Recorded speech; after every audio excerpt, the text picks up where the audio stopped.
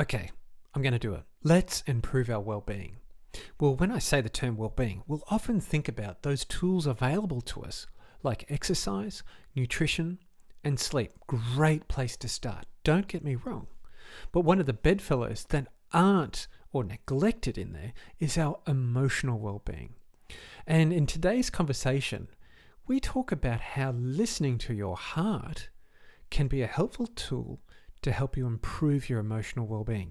A heart-brain connection, a heart connection, a better heart connection. Sounds odd, but most of us are being taught that in school, our heart is consistently responding to orders or directions sent from our brain and neural signals. However, what's not commonly known is that the heart can actually send signals to our brain and makes our brain then sends heart signals back to our heart.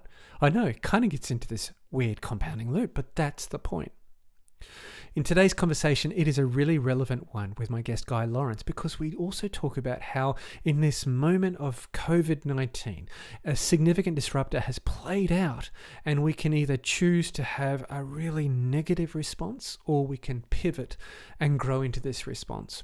And Guy's story is a powerful one, but he also has some wonderful tips, techniques, and strategies to step us through into a better phase of growth, acceptance, and letting go. If that sounds terrifying, or you're having an initial response to these type of words of, that doesn't sound like me, well, I'd encourage you to listen, because it is a deep conversation with some real gravitas and can maybe just help you where you are at. If you're in pain, if you're feeling overwhelmed, if you're having anxiety or even elements of depression, if you're feeling flat, or you're going through the emotional roundabout of experiencing everything from guilt to shame, rage. If that is you, then I'd encourage you to have a listen to today's show with my guest, Guy Lawrence. Join me at the Memory Health Made Easy podcast, episode 22, and also grab the transcription notes. It helps you go a little bit deeper. Pull out the highlighter pen and also compound what you've learned today. Come across to Memory Health Made Easy, episode 22, and grab them. Now let's get into today's conversation. G'day, this is David Norris, and this is the Memory Health Made Easy podcast, brought to you by memoryhealthmadeeasy.com. Easy to remember, isn't it? I'm joined today here on the Memory Health Made Easy podcast with Guy Lawrence, and I need to give you a bit of backstory about my connection with Guy, as he's just found out, which is I've been a big listener of his podcast for some time, and I need to credit Emma and Carla Pappas, the Merrymaker sisters, for this wonderful introduction to connect with Guy. And I'm so excited about the opportunity of this conversation today, where we can get to explore some areas that I don't think get a lot of the light it needs to when we start having conversations about what we can do to stay sharp for life around our cognitive fitness, to live with purpose, to have a sense of vitality. Guy's podcast, the Guy Lawrence podcast, Let It In, is a wonderful font, a place to go drinking in things that are rich and helping you get clarity and insight about what you can do to have better awareness of yourself, but also to grow and lean into this life with purpose and vision. And so with that, I'd like to introduce you to Guy Lawrence. Guy, thank you very much for joining me today on the Memory Health Made Easy podcast. Oh, you're so welcome. Thank you for having me, David. And thank you for the kind words. It's wonderful to hear these things. Yeah. There is a sense of sometimes it's a little bit awkward, but you do some great work, and some of the conversations that you have on your show is without a doubt a moment to pause, take it in, and then digest and use that information to grow into your life. I'm going to reference obviously your show a lot today, and we'll put those links in the show notes for folk that want to connect with Guy's work. Guy, you've got a really interesting story where you've come to be where you are today. And I wonder if you could share with folk a little bit about your personal journey, about how you came to be here, doing what you're doing nowadays. Yeah. How long have you got? People might, as they hear me speak, hear I'm from Wales originally. And to be honest with you, I grew up in Wales feeling a little bit of an outsider, a little bit of a black sheep in some respects. I grew up on a council estate in a village, on a valley, in a very cold, wet place. and rugby was the religion pretty much. And fortunately, I was 6'4". I was quite a big kid, and I got through into it. Even growing up, I was thrown into the rugby field at a very young age, and I loved it, and it taught me a lot. But rugby and how much beer I could drink were pretty my two main priorities going through my teens. I never really understood school. There was always a rebellious side to me, but it was always done with a smile on my face. I was never like a nasty, rebellious kid or anything like that in any shape or form. But the whole time all this was going on, there was always an internal pull for something more. And I just didn't have any words for it. I had no friends or people around me that were thinking the same way in some respects. So I kind of kept it to myself because I didn't even know what it was. But there was just this nagging urge. And I think that's what kind of looking back now kept me out of school and all these different things. And without boring the listeners too long with my story, at the end of the day, by the time it was 2021, I just had to leave Wales. I just had to do something different. I was a finished, accomplished plumber by that point as well. I came out of school at 15. I was working on a building site by the time I was 16. And for 4 years, I was learning how to become a plumber, playing rugby, drinking beer, and none of it made sense to me. I didn't even know what plumbing was. It was just a job that I could have that was in a recession.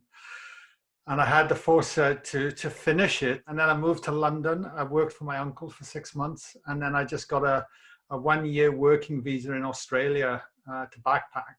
And I just left with some money in my bank account that I managed to save up. No idea what I was doing, where I was going, what to do with myself. And the journey started to continue. Well, thinking that traveling would solve my problems, it just kind of escalated. And then for the next 10 years, I spent my times traveling, wandering, jumping from job, jumping from relationship, jumping from country, jumping from city. Couldn't hold anything down, couldn't figure out why. And it just continued to spiral deeper and deeper into almost a depression. I've never clinically diagnosed or anything, but I was a very loneliness was the feeling that kept coming up all the time, even though I had people around me. And later in life, as I've learned more about this work, especially through what I do now in podcasting and meditation, that I was running on a lot of unconscious behaviors and patterns that I just assumed to be true, and that was part of me. And as I started to delve into looking at myself more instead of looking for external things to change a feeling that was inside, as I got to know myself more, got to become more familiar with myself more, then my life really started to change. I could really start to step into a world, step into a life where I felt I had more meaning, more purpose, more context, and actually drop the story that I had held on to for so long within myself. By the time I was 30 years old, I became a fitness trainer here in Australia. I got my residency. I started a company in 2010 called 180 Nutrition, which was a natural protein supplement company. It was the first time I attempted anything of any realm of any business. To my astonishment, it went on and did extremely well. By 2013, 14, we were like probably the most established product in our country at that stage. What we were doing, we had a very established business. We ended up being Telstra Awards finalists, business finalists, and it was quite an incredible ride. And from there, I continued to then become ferocious around looking into wellness, people's health at all aspects. We'd started a podcast that just continued to open my eyes, because I realized I'd lived a whole life on a set of beliefs that weren't actually fundamentally true. So I thought, if I'd got that wrong, what else have I got wrong in my life? Including my education around what I thought to be what wellness was. One thing I grasped very well in life was humility, to realize that I could take a step back and bring a beginner's mind into everything. So you could say my sort of mid-30s onwards, I really hit the reset button and go, okay, and just try to let go of certain aspects of myself that had been controlling me in my own life, and then just started to lean into that and let things evolve. And then 2018, I sold out of my company to start my new project, Let It In, which has now evolved even more to this point now, which I'm happy to dive into as well. But that's probably my long-winded short version of a story. Go ahead. There's a lot in that, and when I hear of your story around, I guess there's that niggling why throughout your experience of why am I doing this way? Why do I feel this way? And led you to an awareness or an attention to those unconscious behaviors or thoughts and those experiential bedrock of emotions that were driving things, bedrock of beliefs. And Mm-hmm. I think right now, at the time of this recording, which is we're still very much in the early days of the COVID-19 manifestations here in Australia. And a lot of people have had some significant disruptions to their existence, their routines, their behaviors.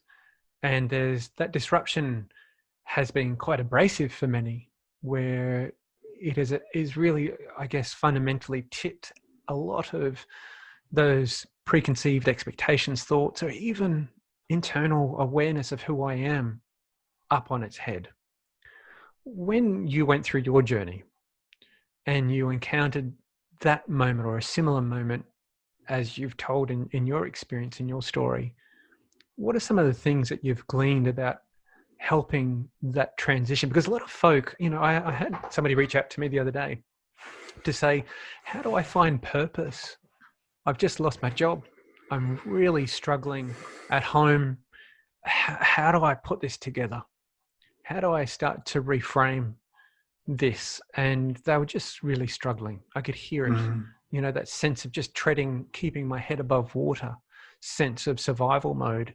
And at many stages of life, we'll often encounter moments that will challenge us. What were some of the things that you've experienced and learnt from, and also with your work, that you think help people bring some tenderness, love, and compassion to allow them to move through this and learn and grow? What are the things that you've observed and learnt in this experience? Wow, this is quite a question. There's so many places I could probably go off with this. The word that springs to mind is acceptance. Okay, but looking in my parallel from what I learned from my experience of how I think it would help people today, there was a stage in my life where I felt like I was giving it my all because I was lost. I was unsure which direction I wanted to take and do things. I was like, I've got to do something. I really have to try something here, no matter what it is, because I was aware life was slipping me by. The unhappiness was expanding to a debilitating level. And at this point, I really hadn't really started to delve in and become aware of my emotions, of how I was, and the connection to myself or anything at this point. I was always continually looking for an external thing to change that I now realize was an internal job, which we can touch upon a little bit later. So from that point, what I decided to do was that I was always struggling financially as well because I'd kept myself moving around. I never had a career. I ended up deciding to learn how to stock trade the markets. And I figured it myself that if I make money, do it well, I will then be happy. Then I can go back and solve my problems. That's how I was mentally telling myself at the time. And I thought, I'm going to give this everything I got. Everything I got. Okay, this was going to be my sole focus. And I borrowed money as well to be able to start to stock trade. I paid for an education. I put in some courses for some home, so I could school myself at home to do it. And I spent 3 years living this double life of actually pushing the boundaries to try and make this work. Now, when you think about 3 years of your life, that I was talking about, sometimes I was trading to 3 o'clock in the morning, or I was even trying to get ways of getting up at 3 o'clock in the morning, trading the stock market, then cycling into the city from Coogee to the Sydney, which was about a 12-kilometer ride each way in hills. And then I was fitness training in the city. So I was doing everything I could to make it work. And I put so much pressure on myself to make that work. That was getting to this point where I could see it was all going to collapse and implode. And the whole thing with the rug swept it beneath the feet, literally to where people uncontrollably now are having a similar situation. So the issue was, the more I was trying, the bigger the hole I was digging for myself, which was a really horrible place to be. And there was a point where I had to accept that this wasn't working, and I had to walk away from it. And I had to walk away with the bigger hole that I created. And I remember the day I decided to just stop, and I just literally down tools, if you like, stopped trading, stopped everything, accepted the debt I'd created for myself, and just walked away from it. Now, at that point, you can imagine how I would have felt again. So then all of a sudden I was able to then heap stuff upon myself to make my situation even worse from the mental things that I was telling myself. You're just not good enough, you're not cut out, you haven't got this with you or anything like that. And at the time, I started to read a lot more around Deepak Chopra, Wayne Dyer. It really started to put me onto, I guess, a different Eckhart Tolle, The Power of Now. You know, that this immense pain was forcing me to look at other things, because no matter, David, no matter which emotion I tried each day, whether it be anger, frustration, guilt, worry, shame, embarrassment, you name the list, I tried them all. And my circumstance didn't change. It just continued to stay in that moment. So when I realized that I had complete ownership of the person that I brought to the table every single day, the emotions that I can embody and start to train myself to be from the inside out, instead of, like we spoke about, waiting for that external thing to elicit a response internally, I started to practice, okay, well, it really forced me to look at what things I can be grateful for in my life right now. And can I come from that place? Can I actually start to bring that into my day? So what I would do, because I kind of in this place where I was like, well, I have no answers anymore. I just don't know. I was still working in the city as the fitness trainer and that. So I actually started getting up and making my mission to, can I put a smile on somebody's face? Can I actually just find moments of peace and gratitude in my day and just become, which I realized was becoming more present, becoming more in the moment of what is happening right here, right now, as life is happening to me in this moment.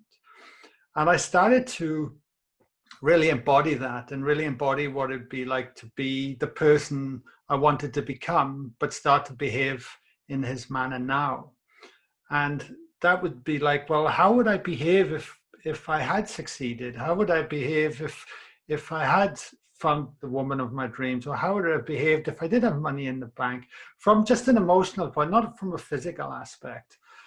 And from that embodiment, embracement, it really taught me what it means to be grateful for the things that we have, and where we lay our focus, where we lay our attention, normally comes to pass. Like, the manifestations tend to happen over time. And the moment I was able to start to change and look at the situation I was in with a different set of eyes, as if I was a third person, but really start to own that, because it wasn't going to change no matter what I was going to do, unless I started to see it from a different place. And then instead of seeing obstacles, I slowly over time started to see opportunity. And I was able to drop the stories. And the great quote I heard and love saying is, you know, a memory without the emotional charge is wisdom. And I was able to then look upon my life's experiences and things that have happened to me in my life, and start to see the lessons and wisdoms, and not the stories and the things that I was attached to. So I'd see it from this perspective. And from that, I could then start to move forward in my life. And as that shift started to happen, I was working with cancer patients, and I was doing their weight training programs, because I was helping them with resistance training to build strength.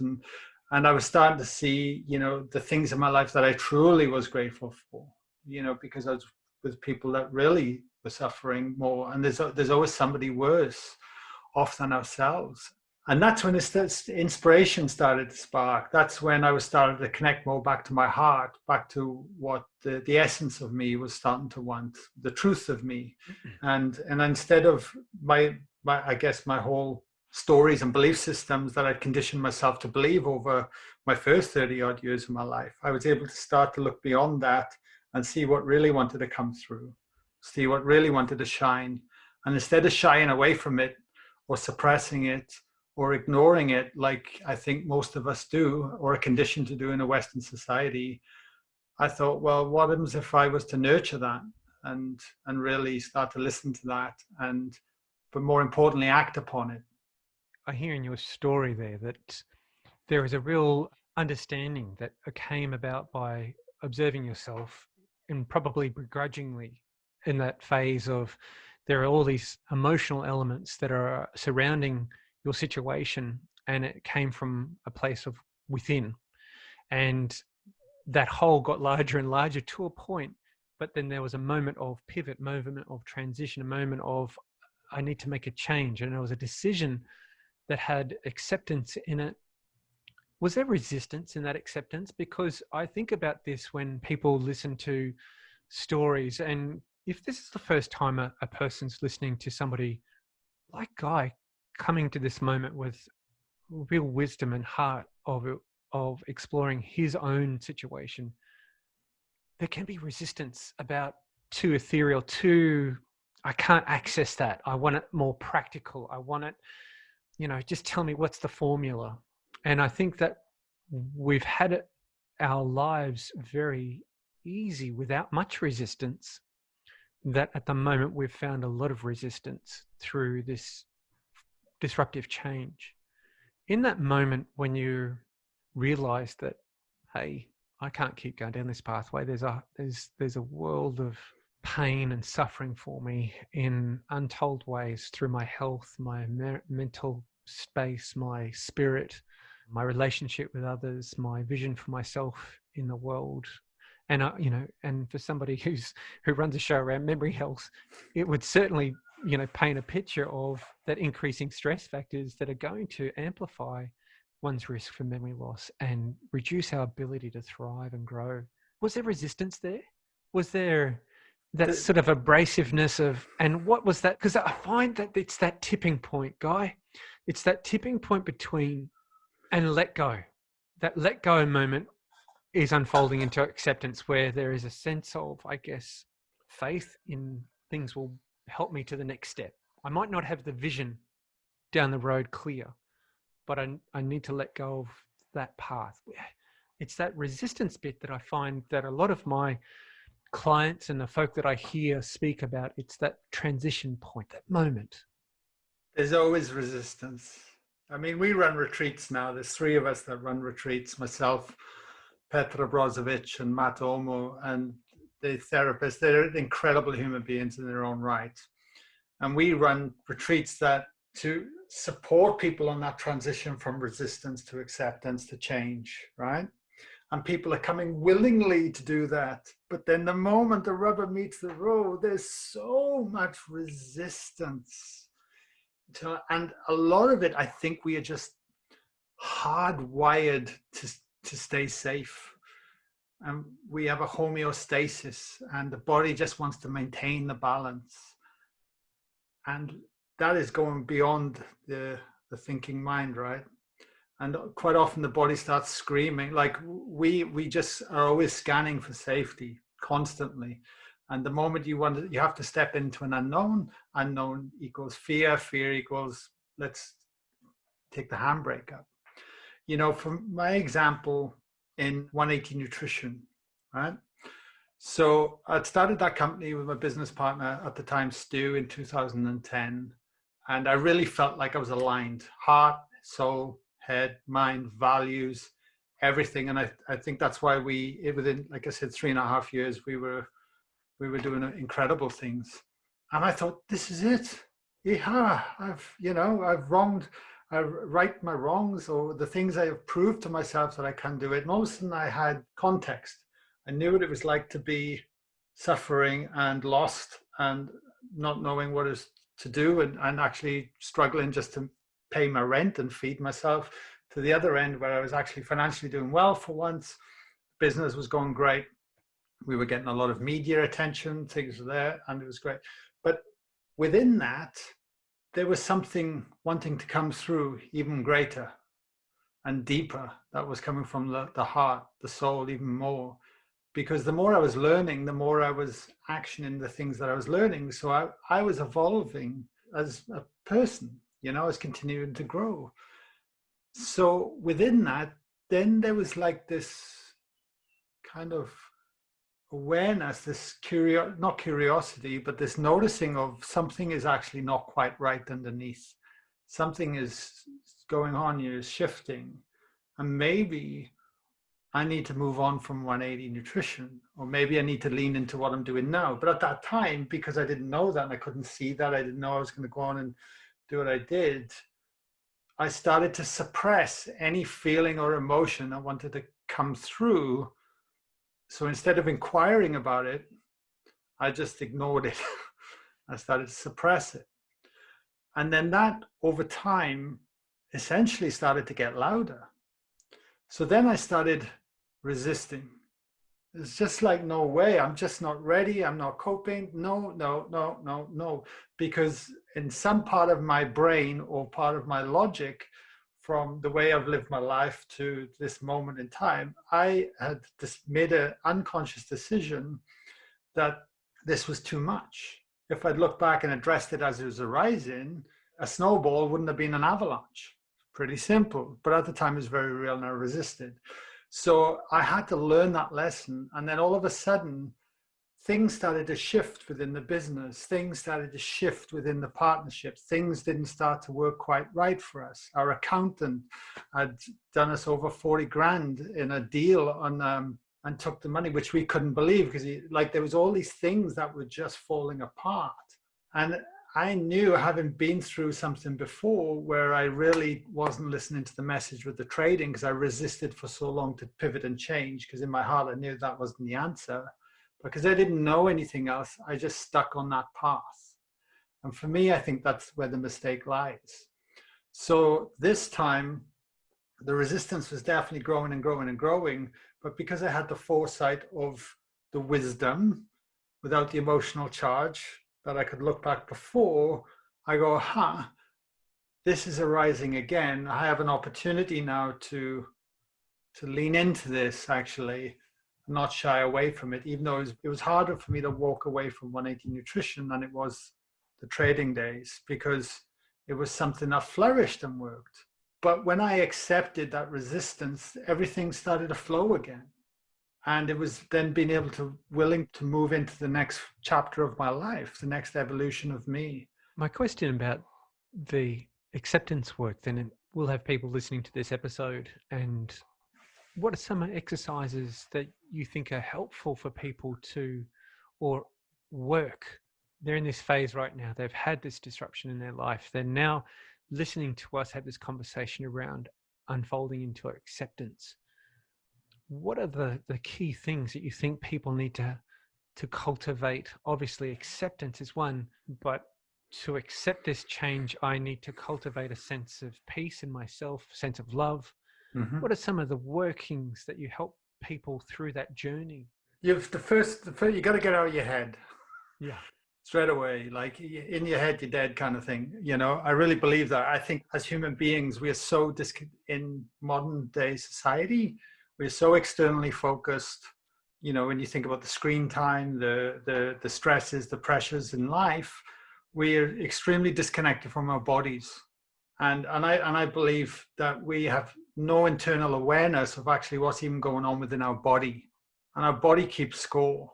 And when you start to think about the emotions, the thoughts, the feelings that are starting to come up, a lot of that is bubbling underway into the unconscious. But then you have, you know, a feeling that we're not even aware we're feeling that way anymore because it's so familiar that it's just that way.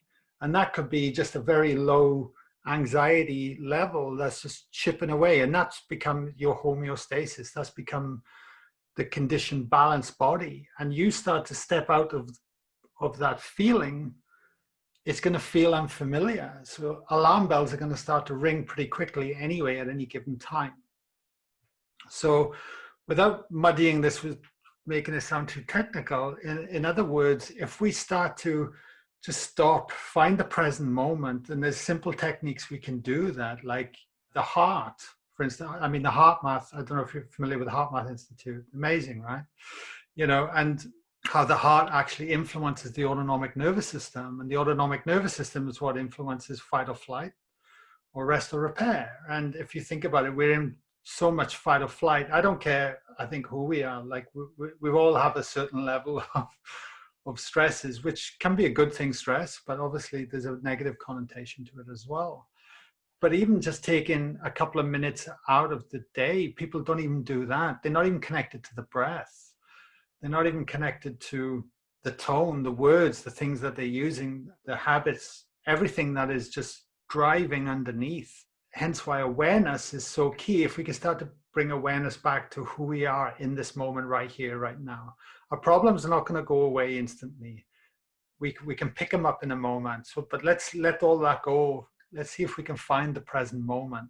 Let's see if we can give our body permission to be and to start diffusing that signal that's firing up, constantly making us get caught in these emotional thinking and feeling patterns that are then dictating the way we perceive any given situation at any given time. Because I'm sure you'd agree, we only see the world on how we perceive it. It's not truth, it's just true to us. So we all have our own individual experiences of what we're seeing reality right now at any given time.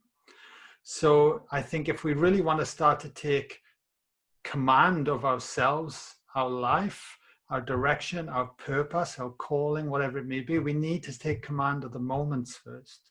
We need to reconnect back to ourselves.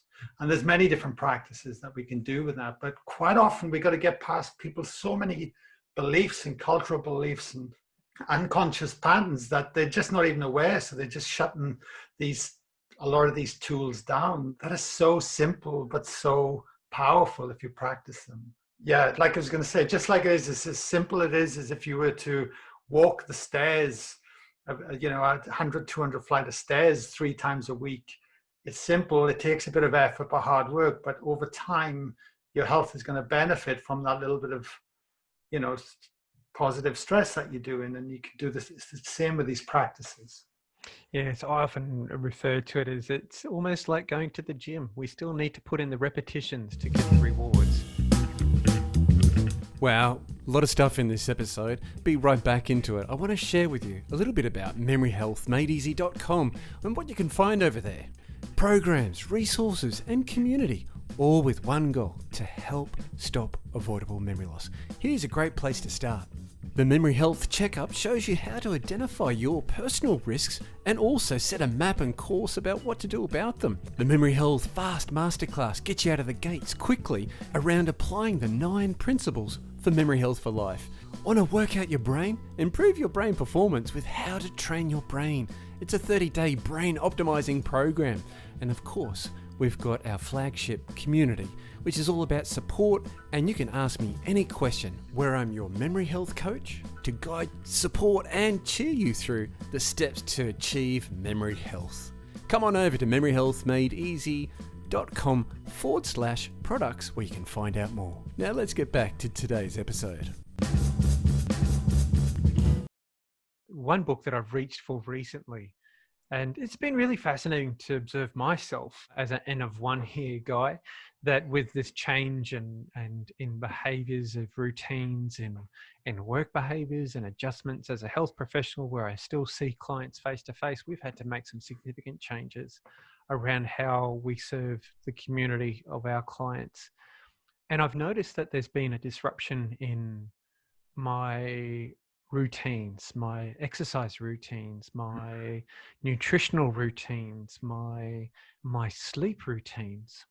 And the consequence has played out subtly, but then aggressively. And those consequences have been mood change, anxiety manifesting a little bit in the background. And this is for somebody who knows better, for somebody who knows and is aware of this. And I was fascinated, almost like an ex-citizen scientist, to observe myself through this experience. Right. And knowing full well the power. Now, wonderful things that have helped me and a number of my clients is just to establish consistency of habit, particularly of things that we have great opportunities around it. Maybe your morning routine, for example. And one resource that I've reached for recently, and it was a beautiful body of work, is that of Thich Nhat Hanh, which is The Miracle of Mindfulness. And one of the back end chapters of the book, he goes through a very, very literal way of bringing our mind to the moment And that is just simply using Guy's example of going up the stairs. I am taking step number 1 up the stairs. I'm taking step number 2. Mm. And these thought practices, tools or techniques to help us cut through our behaviors or disruptions to bring us back to the moment. And where you get that consistency over time, we can then have that sort of greater capacity to be in that moment more frequently and grow that and cultivate it over time. I had a wonderful conversation recently with Professor George Jelenic where we spoke about his journey on experiencing a diagnosis of multiple sclerosis and then unfolding into, well, how do I get on top of this? And he approached it from a medical researcher perspective and wanted to understand and analyze the right science for him because that fitted his perspective of where he was at. But from that, he then cultivated and grew a very deep practice in meditation and mindfulness. And it seems to be really key to something that you're talking about a lot at the moment, Guy, which is how do we be mindful? How do we practice that? Because it has a connection with something that I see in a lot of your work, which is around flow. Mm. I was wondering if you could connect dots there around flow for us. Just to touch on what you said, though, I think the difficulty is none of it's sexy, none of it's instantaneous, and it's so subtle you don't even realize it's having impact at first. And I've been working hard myself on how we can get that message across in different ways to really bring people in. Because once I had a hook, once I got it, I was like, oh, I can't wait to meditate. I can't wait to bring in these practices. It's a beautiful thing.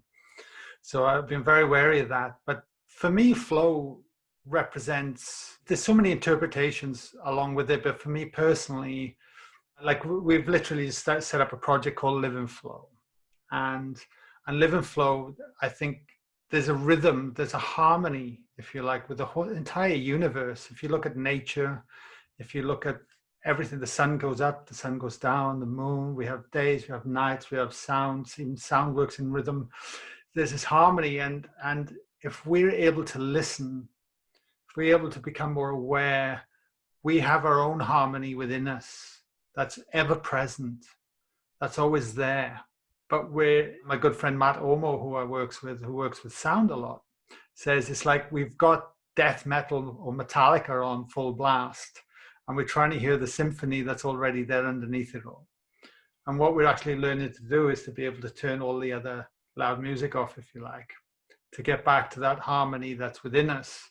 And as we start to tune in and listen to that, which is coming back to the heart, for me, that's where we can, if we come from a place that, then we come in from flow. We're dropping expectation. We're doing it for the love, the labor of love from it. We're in the process. And then we're living. And like, how often are we in those moments where we're not constantly striving for something? Like, trust me, I love striving for things. I've got goals, I've got things I want to do and that, but I work really hard now in letting those things arrive when they arrive.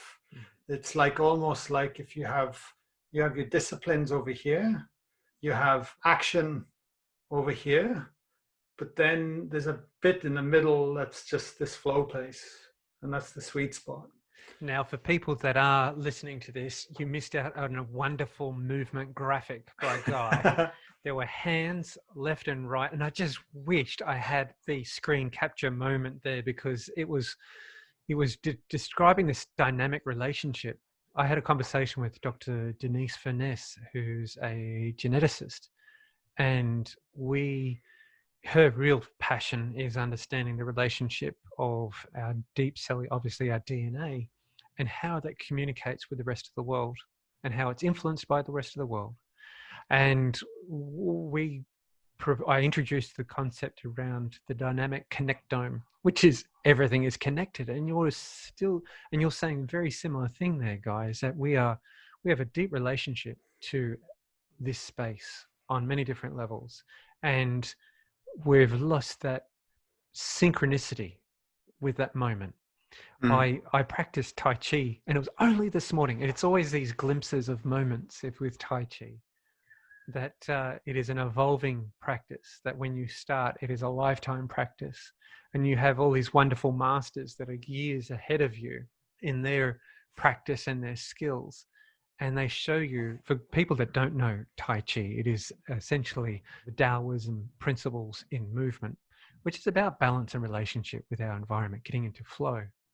And these masters demonstrate to us this deep sense of relaxation, letting go, acceptance, no mind, being present and in flow. And for a father of two beautiful children, a business owner, a, a devout husband, and all the other aspirations I have in my life, trying to find flow can be hard sometimes. And it was this morning that I had a moment, this moment, Guy, that was just glorious in that sense of balance, where there was a sense of evenness. And I love those moments. And they're the moments that bring me back. But geez, it Well, takes some time to get there. And I think that is what you're referring to, is that when people are starting out, we are looking for immediate gratification. We are desiring that sort of input reward.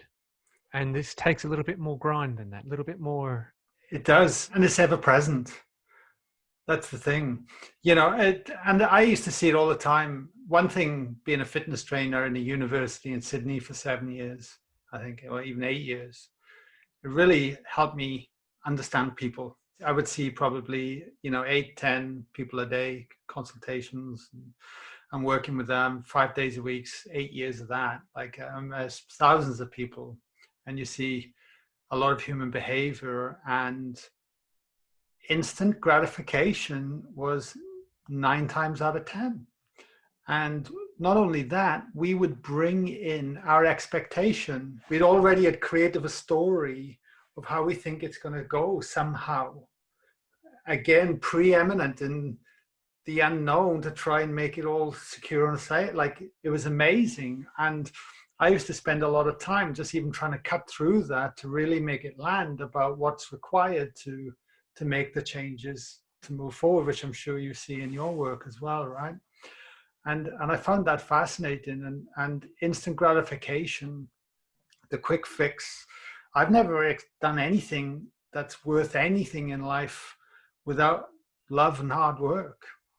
The other side too that I experience is the desire for perfection straight out of the gates. Ah, yeah, yeah, yeah. And that is another significant barrier, I think, that raises its head on All the time. trying to move forward and not appreciating, I think, that sometimes this is an iterative process with the world around us, the internal world and our relationship with the external. The guys that have listened to this show on a number of occasions, they'd be well aware that we have this dynamic relationship with the world around us, what we do with our body, how we experience the world, how we cultivate our internal game as well, and how that either adds fuel to the fire in terms of our experience for, or increasing our risk for, cognitive decline over in our lifetime. I guess my big vision for folk is to see them having, cognitive spark, fitness, love, joy, these wonderful emotions around them, and also a sense of resilience and equanimity, that we have got this ease of acknowledging that we are having good times and challenging times, but we will find our way through this. And with that commitment and vision, we can really be in the moment, appreciate this world, engage with it and as best as we can, and to have a rich and wonderful, rewarding life. That can be quite hard when you're in pain. That can be hard when you're feeling lost. It can be hard when you might deny that I have anxiety, but I might describe it as I'm feeling really overwhelmed. Could you, Guy, give us a bit of a framework on taking us from that place? And what would you say is, we've covered acceptance today. We've covered a sense of commitment to practice for mindfulness as being a key point. We've highlighted the value of heart. And for heart, and Guy referenced HeartMath and other tools that are out there looking at heart rate variability, which is another tool that you could use to access some of this information. We've covered those key points there. What else do you think we need to highlight for people listening who may be in that space right now? When I think about if people are in pain, if you're saying people are in anxiety or suffering, the weight of the world feels like it's just getting heavier and heavier. And we continue to feed into that. And again, I can only speak from my own experiences here. But if we can find a way to break the patterns that are playing out continuously at some moment, then that suffering for that moment can end. That detachment, that letting go, that surrender, to have that. And, you know, it's funny, I've just been through, what day is it today? Monday. There you go. I don't even know. Monday. I had food poisoning. So I had food poisoning for, today has been my first day. I actually woke up this morning thinking, am I going to be okay for this podcast today? Yeah, let me just check. And it was hell. But there were moments where I could surrender to what was going on in these moments and be aware of the things that are happening, but I was beyond that in that given moment. And of course, that's from a practice of meditation and a practice of mindfulness. There was a guy, I tell you what springs to mind, there was a guy in the 70s called Les Femi. I'm not sure if you're familiar with him. He wrote a book called The Open Focus Brain, and he used neurofeedback, and he would specialize in using meditation and neurofeedback on pain management, on anxiety, depression, PTSD, any of those states. And what he was finding was that with the eyes closed and being able to give the brain something to focus on, so using literally the proprioception, so being able to bring in an inner awareness and give the brain something to focus on in space, even though there's nothing there. So for instance, it'd be like, imagine your eyes are closed and you've got to sit, and imagine there's a water bottle on the floor next to your feet. You can't move your hands or anything, but you have a sense in space of where that water bottle is right now compared to where your body is. And that's, you're giving your brain and your active awareness. So instead of just your dialogue and your thoughts and they're just running wild, it's like, what happens if we give the brain something else to do and start focusing on the awareness onto the space? And what he was finding is that that was affecting the nervous system, that signal that was going on. So people are actually bypassing pain. People were bypassing anxiety, but it still took work. You still had to settle down because the body is so used to firing in a certain way.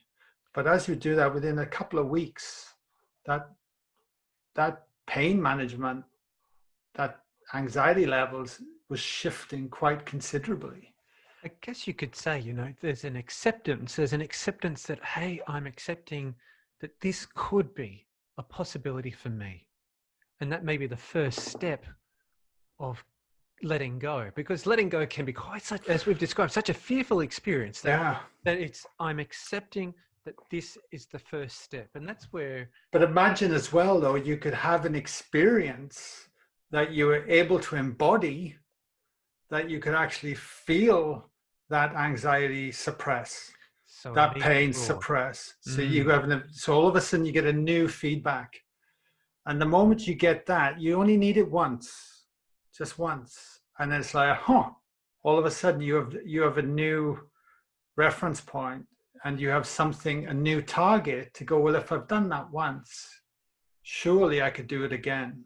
It's like learning to juggle or anything. All of a sudden, when something sticks or lands, you're allowed to do. And I think that's why we're getting such great results through the work we are doing, especially at the retreats as well, because we're able to give people an experience that they probably haven't experienced before, the way they've been perceiving reality and that through their individual experience, basically. If you're able to start to try these practices and be playful with it, if you can show up for yourself and go, well, I've got nothing to lose. My situation isn't changing. It's like me. When I was in that place, I chose all the emotions. I continued to feed them. And it's like, okay, I'm getting tired of that now. Maybe there's an opportunity. Can I give myself this time? And yes, you might need to have guidance. And yes, you might need to reach out and have people to show you. But at the same time, for me, it's worth a shot. It's worth giving it a go. And I love the reference there too with playfulness, because we can bring a lot of baggage into these experiences that we've had in our previous moments of life, where we might have it as, hey, a guy's talking about some sort of new religious thing, or hey, guy's talking about something that's a little bit airy-fairy, or hey, I'm not too sure about this. I've tried breathing and it didn't work. I've tried that and it didn't work. And so we've lumped everything into one basket. Totally. Where we've shut the door of the opportunity. And when we play, we sort of give ourselves this freedom, this suppression of our filter for disbelief, that we've got this openness to the moment to go and explore. And exploring is a wonderful one because it's also a wonderful ingredient for learning. Play, when we have these positive emotions, and coupling with what Guy's saying around connecting a moment where you've got a sense of ease, a moment where you've got that sense of clarity, less noise, less ruminations, less running thoughts, less amplification of pain. And there is a cooling, calming, warming, whatever that experience may be for you, but a sense of openness and I guess quietening, that if that you could experience that in an immediate context, it's worth the play, is it not? One of the tools that I've loved sharing with folk, and it really ties in with some of your references to heart work, is the work of Dr. James Doddy. And Dr. James has the ABCs of the heart approach. I'm not sure whether you're familiar with that one, but he goes through basically from C through to L, different letters of the alphabet. But where I've, I guess, explored it with my folk is, let's say we start with C, representing compassion, having a sense of what that feels like. People have lost connection many times to feeling what compassion feels like, and then having the capacity or experience of expressing it to somebody else.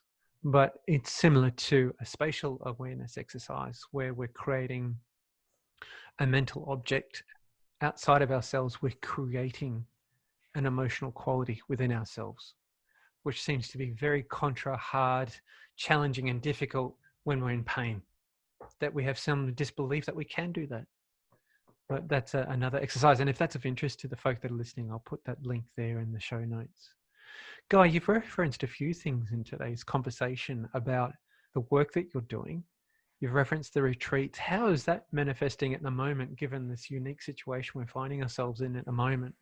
And what sort of the things that you're doing that are helping folk right now that you'd like to share with us? Sure, yeah. Well, I should have been returning from Portugal about now, I think. So we were due to run a 6-day retreat in Portugal in April. And obviously with everything that's going on. And the moment it happened, I was upset that it didn't go ahead.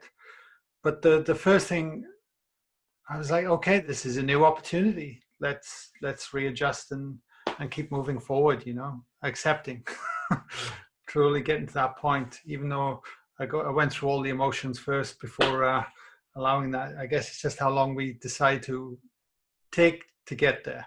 So what we decided to do is throughout April, we were putting out basically a mini retreat live, free online.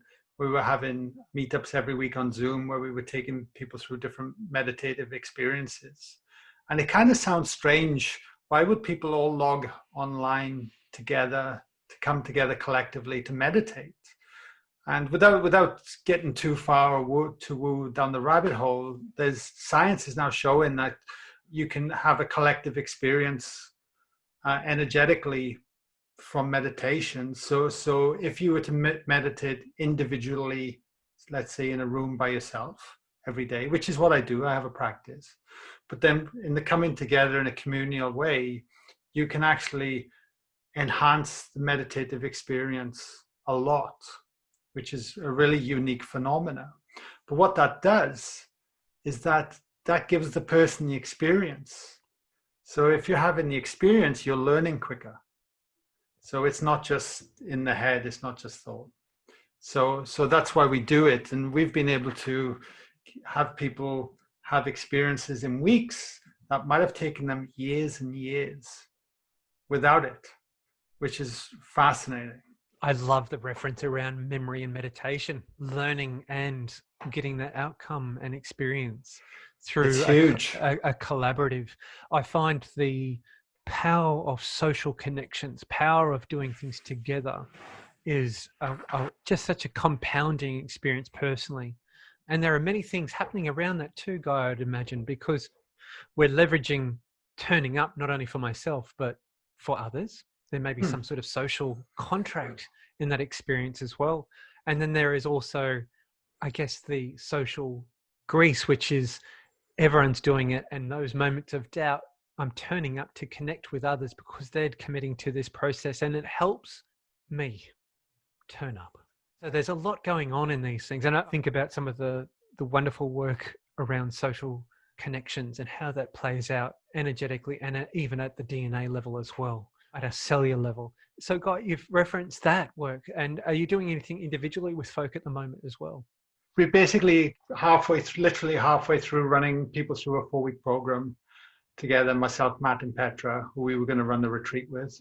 So we've got about 130 going through all together in this community. What excites me about community is that for me, my personal life, when I was going through that transition of change and struggling, the hardest thing I found was being around people more that got it, that would actually inspire me to lift myself as opposed to keep me held back in my life.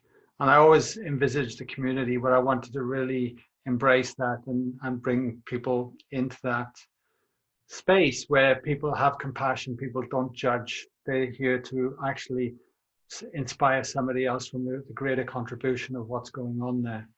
So that's beautiful. So we're currently doing that at the moment. And the idea was we wanted to keep it 4 weeks. We appreciated that COVID-19 was going on at the moment. We wanted to have something impactful that could help people currently from there. And then from that, later into the year, we'll be working, doing group coaching with people. Hopefully, by the end of the year, the retreats will be up and running again, and we'll continue to evolve that as well, which I'm very excited about.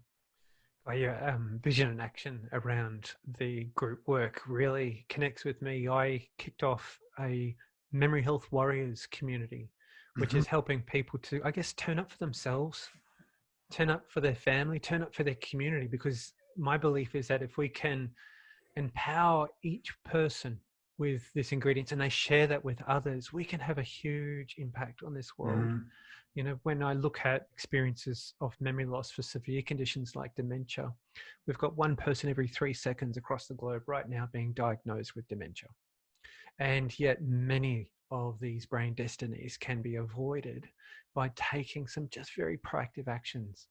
And the simple actions from nutrition through to exercise. And no doubt, one of the core pillars of that is greater awareness of ourselves, insight to our emotional state, being aware of how we're feeling, attentive to those sense of overwhelm, anxiety, because stress and that experience of chronic stress is again one of the significant contributors to impairing our peak performance right now in this moment cognitively for our brain, beautiful brain skills, but it also is an absolute amplifier for our risk in the long term.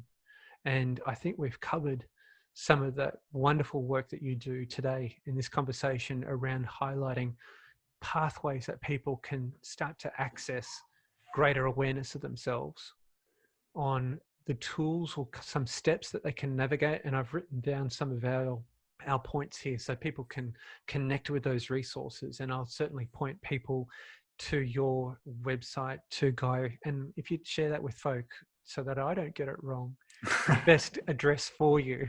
Yeah, simply come back to guylawrence.com.au. Okay.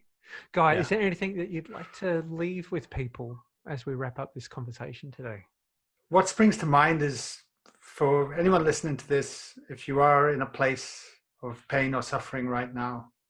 It's not always like this. This too shall pass, and if you're willing to look for the joy in the moments that are all around us as well, happening simultaneously, if you're willing to connect back to your heart and start to listen to something greater that wants to come through, that's you, and lean into that and start to inquire about that and nurture that, no matter how fast or slow, you'll be amazed at what you find if you're willing to look.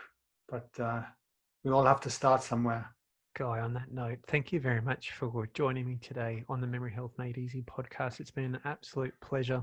You're welcome. If you had a picture of Guy right now, he is sitting in his office and he's got a wonderful t-shirt on which says, "Trust me, I know what I'm doing."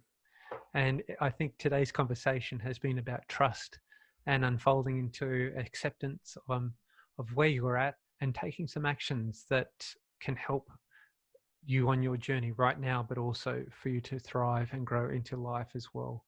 Guy Lawrence, thanks so much for being here today. Now, what has meditation, acceptance, letting go, listening to our heart, with a view of looking at heart rate variability as the technique to assist us with improving our emotional well-being, what's this got to do with our memory health, our cognitive fitness? Well, interestingly, in 2016, a randomized controlled trial, so this is, a pretty good level of evidence, where they took a group of adults with subjective cognitive decline. So they had a perceived awareness that their memory wasn't as good. They weren't detectable on particular memory tests, but they were saying, hey, I'm not as sharp, I'm not feeling as good. Well, they ran them through a program, a 12-week relaxation program, applying meditation and even music listening. And they wanted to measure the impact on stress, perceived stress, sleep, mood, and other health-related quality of life indicators. And what they found was that meditation, simple meditative exercises, were considered significant enough to improve stress, mood, well-being, sleep, and quality of life in adults that had this perceived sense of change in their memory health, their subjective cognitive decline, which has been associated with an increased risk for experiencing conditions like Alzheimer's disease later in life. They showed these gains for up to 6 months after the program was completed. So, practice appears to have great benefit. Practicing techniques that help still the mind, calm the mind, appear to have great benefit. And today's podcast conversation with Guy Lawrence has really narrowed in our focus to a suite of tools and an approach around listening to the heart and observing heart rate variability as one of those key tools to apply. Now, this is like the buffet of opportunity that I've spoken about before in an episode with Professor George Jelenic, with our different exercises of contemplative exercises that are out there for you to access and try. Playfulness is one of the key terms that came out of today's conversation to help compound and open up our experience here with trying these different tools. Please let me know how you go with this. Let me know via my email or get in touch via Twitter, please, or even via our Facebook page. Let me know what you got out of this. I look forward to hearing about what really connected with you. What a great conversation today with Guy. No doubt you'd appreciate there is some gravitas around having these conversations with guests like Guy, where we get to dive into deeper, heartfelt conversations. Guy's clearly passionate about his work, and in today's episode we covered off how our unconscious sort of biases, behaviors and beliefs can continue to compound our pain and our frustrations.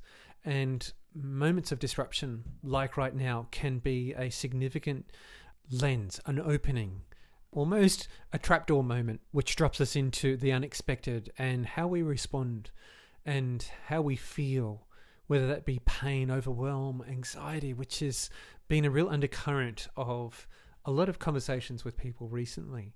But on the other side is an awareness, an attention, a growth, an acceptance, a letting go. And that is terrifying. That is confronting. And in today's show, we really lifted back about what things we can do about it. Not only that, it's been a conversation littered as a stay-at-home parent with my family around me to hear my daughter in the background and doing all the wonderful things that she does in her day.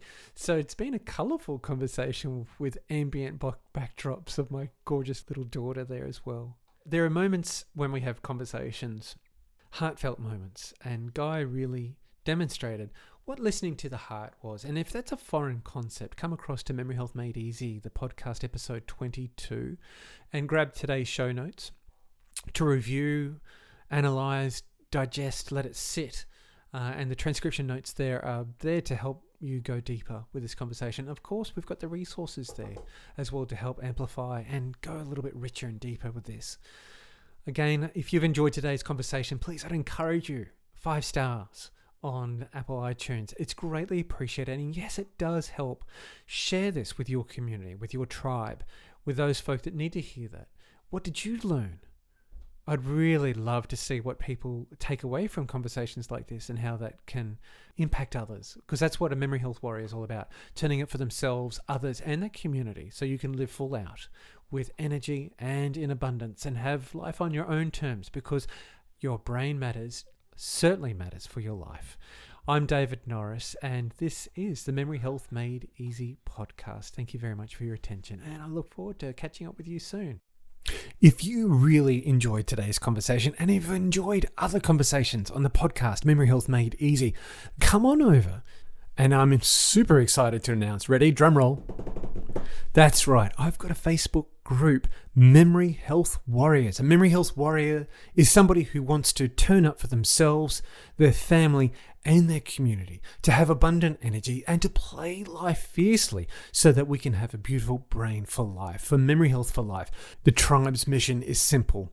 We're going to achieve 1 million beautiful brains, healthy, gorgeous brains, so that we can have memory health for life. And it's for folk who want to go a bit deeper with the content around the stuff that we go through here on this podcast. So join me over on Facebook at Memory Health Warriors. That's right, plural. And come and see what it's all about. Until next time, I'm your host, Dave Norris, and this is the Memory Health Made Easy podcast. Thanks for listening. The purpose of Memory Health Made Easy podcast is to educate and to inform. It is no substitute for professional care by a doctor or qualified professional. This podcast is provided on the understanding that it does not constitute medical or personal professional advice or services. Instead, we would encourage you to discuss your options with a healthcare provider who specializes in your particular needs.